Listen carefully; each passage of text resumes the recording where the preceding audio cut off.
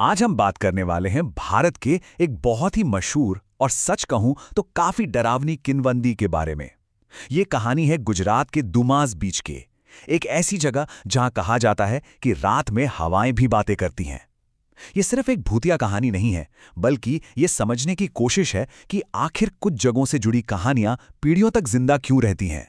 Dumas में रात को अगर कोई नाम लेकर बुलाए तो पीछे मुड़कर मत देखना।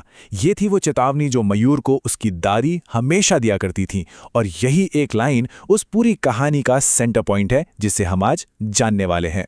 तो कहानी शुरू होती है कॉलेज के 5 दोस्तों से। अब ये लोग गोवा और दूसरी टिपिकल जगहों पर जा जाकर बोर हो चुके थे, तो उन्हें कुछ अलग, कुछ एडवेंचरस करना था। और तभी किसी ने नाम लिया दुमास बीच का। उन्होंने एक ऐसी जगह चुनी जिसके बारे में डरावनी कहानियां दूर दूर तक फैली हुई थी। सोचिए, एक ऐसा समंदर का किनारा जहां के मछुआरे भी सूरज ढलने के बाद अपनी नाव तक ले जाने से कतराते थे।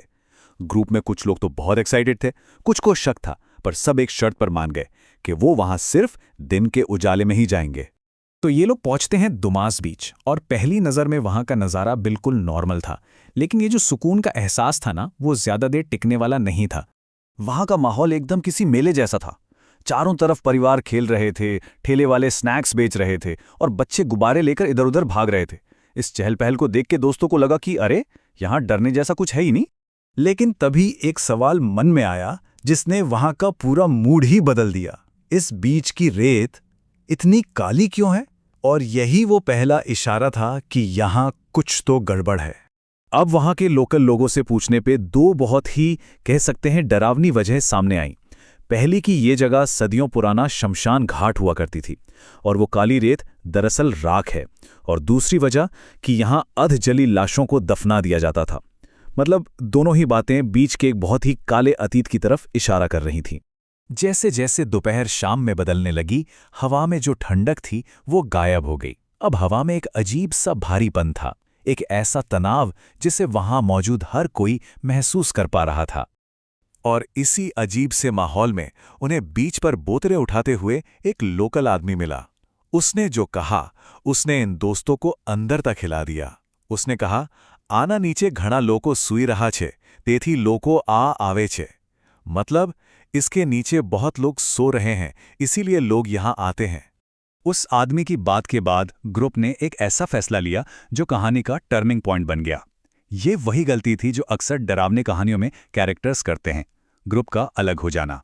क्योंकि अकेलापन ही तो सबसे बड़े डर को जन्म देता है ना। हुआ ये कि दूर उन्हें एक पुरानी टूटी फूटी इमारत के खंडहर दिखे। शाम हो रही थी और बीच भी लगभग खाली हो चुका था। कुशल और मयूर ने जिद पकड़ ली कि सूरज डूबने से पहले उन खंडहरों को देख कर आना है, लेकिन बाकी दोस्त इसके लिए बिल्कुल तैयार नहीं थे। और बस यहीं पर वो ग्रुप बट गया। मयूर और कुशल आगे बढ़ गए खंडहरों की तरफ। रिया और आरव, जिन्हें पहले से ही कुछ ठीक नहीं लग रहा था, वो पीछे ही रुक गए। और नील, जो पहले उन दोनों के साथ गया था, वो भी घबराकर वापस रिया और आरव के पास आ गया। और अब कहानी अपने सबसे खौफनाक हिस्से में पहुंचती है। अब मयूर और कुशल का सामना उस अंधेरे से होने वाला था जिसके बारे में उन्होंने सिर्फ सुना था। जब वो दोनों खंडहरों से वापस मुड़े तो आसमान पूरी तरह काला हो चुका था। वापसी का रास्ता वो था ही नहीं। उनके चारों तरफ सिर्फ और सिर्फ काली रेत, समंदर और गहराता अंधेरा था। वो भटक चुके थे। और फिर खौफ का सिलसिला शुरू हुआ। शाम के 6 बजे उन्हें एहसास हुआ कि वो खो गए हैं। थोड़ी देर बाद उन्होंने दोस्तों को फोन लगाया, पर कॉल कट गई और मयूर के फोन में बैटरी बची थी सिर्फ 1%। रात होते ही एक मीठी सी आवाज कुशल का नाम पुकारने लगी और आधी रात को फोन भी डेड हो गया।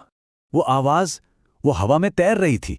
बहुत ही प्यारी, बहुत ही मुलायम आवाज थी, जो जैसे हर दिशा से एक साथ आ रही थी और बस कुशल का नाम पुकार रही थी।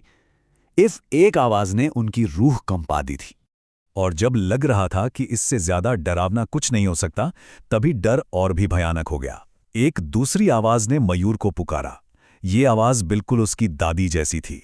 वही दादी जो 8 साल पहले बिना किसी सुराग के अचानक गायब हो गई थीं। सबसे डरावनी कहानियां वही होती हैं जो हमारी यादों को ही हमारे खिलाफ इस्तेमाल करती हैं। अचानक हवा में जलती हुई लकड़ी की गंध फैल गई। ये उस जगह के खौफनाक अतीत का पहला हमला था जिसने डर को और भी असली बना दिया। फिर उन्हें एक साथ कई आवाजें सुनाई दी। राम नाम सत्य है। उन्होंने देखा कि कुछ लोग मशाले लिए हुए हैं और फिर वो लोग चीखते हुए उन्हीं की तरफ दौड़ पड़े। इसके बाद जो हुआ वो डर की इंतहा थी। 1 दर्जन कुत्तों ने उन्हें घेर लिया और भौंकने लगे। सफेद कपड़ों में कुछ परछाइयां उनके पास से गुजर रही थीं। जलती लाशों की बदबू और तेज हो गई और फिर समंदर से एक बहुत बड़ी चमकती हुई आकृति बाहर निकली। डर और थकान से दोनों वहीं बेहोश होकर गिर पड़े।